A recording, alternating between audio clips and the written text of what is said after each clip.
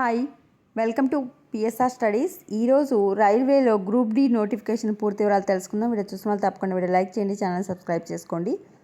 ఈ group D పోస్టులకు apply చేసుకోవాలంటే మీ యొక్క ఎడ్యుకేషన్ క్వాలిఫికేషన్ 10వ తరగతి లేదా ITI diploma, national council for vocational training జారీ చేసిన నేషనల్ అప్రెంటిస్షిప్ సర్టిఫికేట్, సంబంధిత ట్రేడ్లో ఐటీఐ, నిర్దిష్ట శారీరక ప్రమాణాలు అంటే 10th క్లాస్ లేదా ఐటీఐ చేసి ఉండాలి. ఏజ్ వచ్చేసి 18 నుంచి 36 మధ్య ఉండాలి.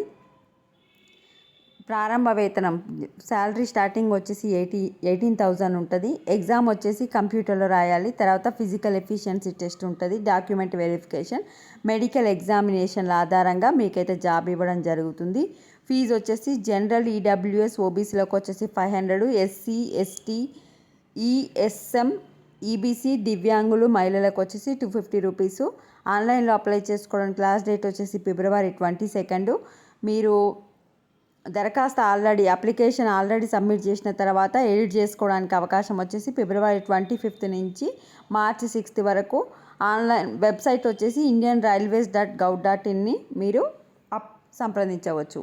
సో ఏ విభాగంలో ఎన్ని పోస్టులు అనేది ఇక్కడ ఉన్నాయి. అసిస్టెంట్ లోకల్ షెడ్ ఎలక్ట్రికల్ వచ్చేసి 950, assistant operations electrical 744, assistant TL and AC 1041.